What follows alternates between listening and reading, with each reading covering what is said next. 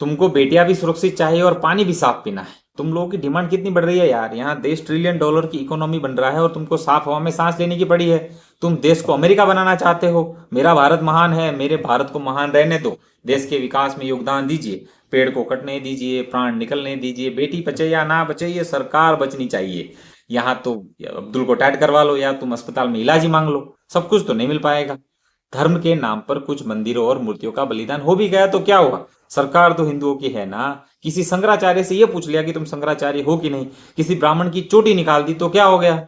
सरकार तो हिंदुओं की है ना। कोई पाकिस्तानी होगा जिसे मंदिरों के टूटने से दिक्कत होगी। कोई बांग्लादेशी होगा जो मूर्तियां टूटने पर सरकार से सवाल पूछेगा। सरकार जो भी करे वो सब ठीक है। जिसे मूर्तियों का टूटना और मंदिरों का गिरना ठीक नहीं लगता वो फौरन पाकिस्तान चले जाओ। पाकिस्तान है ना, देखा है पाकिस्तान बगल में, नहीं देखा है? सुपर पावर बनना है कि नहीं? सरकार 5 किलो राशन दे तो रही है, फिर भी मंदिर गिरने से तुमको दुखी हो रहा है। मूर्तियां टूटने पर सवाल पूछ रहे हो, एक दम में देशद्रोही हो तुम, है ना। ज्यादा सवाल मत पूछो, नहीं तो डाल दिए जाओगे अंदर। ज्यादा नखरे न मारो, जो मिल रहा है उसी में जियो, उसी को पियो।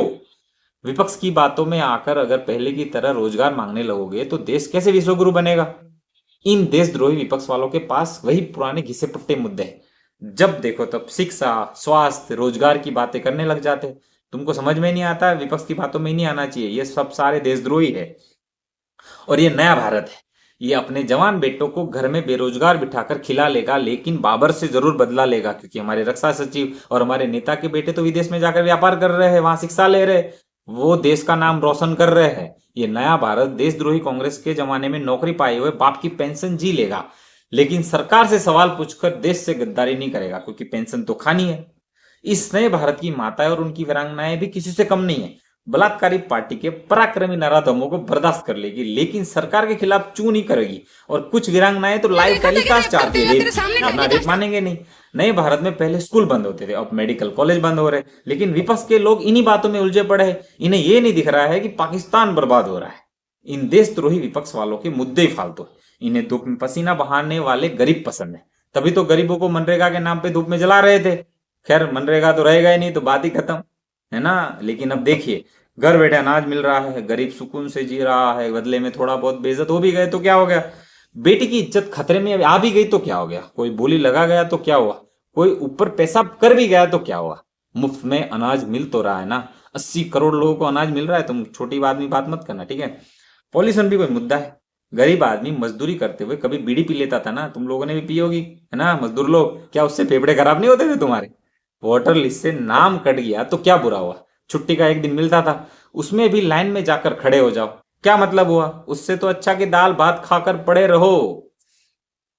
सरकार है तभी मुफ्त में राशन है, सरकार है तभी अब्दुल टाइट है। बांग्लादेश का हाल देखे हो तुम, क्या हो रहा है। ज्यादा उड़ने की कोशिश नहीं करना, ठीक है। सवाल नहीं पूछने का, अच्छे नागरिक बनो। सवाल पूछना देशभक्तों का काम नहीं होता है। सरकार के वफादार बनो। देश के लिए बोलना खतरनाक है, और खतरा मोल लेने वाले भले लोगों का काम नहीं होता। तुम तो भले लोग हो, सवाल कैसे पूछ सकते हो? लेकिन याद रखना, इतिहास इनसे ही नहीं पूछेगा कि तुम्हें क्या मिला। इतिहास सिर्फ ये पूछेगा, जब सब कुछ टूट रहा था, सब कुछ लूट रहा था, तुम चुप क्यों थे?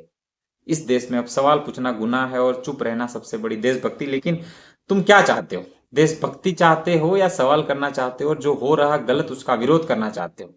अब आपके ऊपर छोड़ रहा हूं मैं आप अपनी सोच कमेंट में बताइएगा। हो सके तो चैनल को सब्सक्राइब कीजिएगा और वीडियो को शेयर कर दीजिएगा। यहां तक सुनने के लिए धन्यवाद।